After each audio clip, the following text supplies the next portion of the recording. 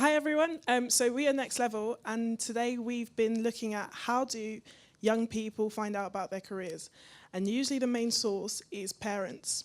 So personally, for me, when I was a lot younger, just before my GCSE choices, I was religiously going to go into law, and it wasn't until I came face to face with a mechanical engineer through a long-term mentoring program that I actually realised that the skill sets and the interests that I had were more aligned to that career choice rather than law.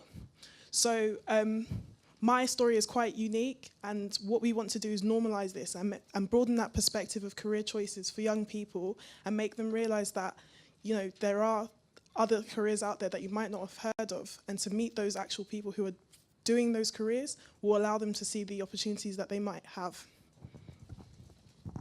So what makes a program like this successful? The Children's Commission have said that mentoring programs are really only successful when they're really long-term, and the best ones are where the children get to set the agenda themselves. So it's not us dictating what they're doing, the children get to choose.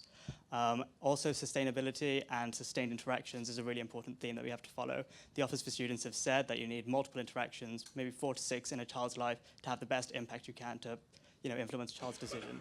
So who exactly are we going to target? So we're all about evidence here. So the Department of Education say that children who are having free school meals, the educational attainment there, only 49% of them get 5 A-star to C grades. Across the country, this is 70%. This is a really critical demographic. So how are we going to do it?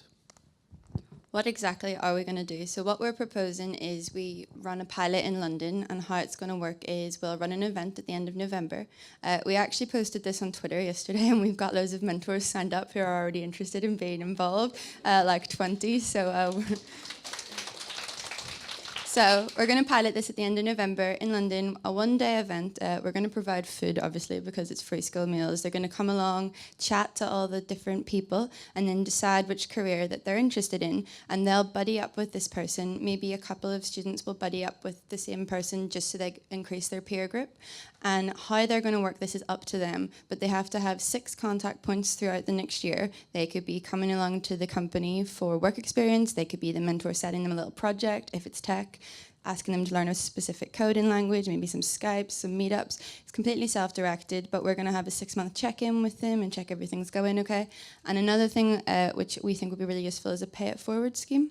So they become ambassadors for the career and the company, and they come back with some swag to their school, and they get to do a presentation.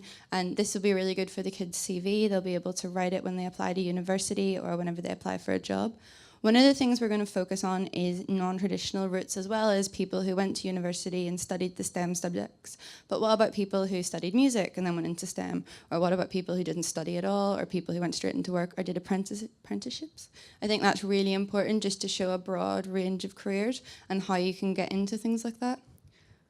Is that everything? Oh yeah, so this, I'm going to do a little bit of a plug here. So this is going to be run as part of a scheme that I'm already running called Taught by Humans, which is running courses throughout London. That's why we called it Next Level, because it's the next level on from Taught by Humans. Ta-da!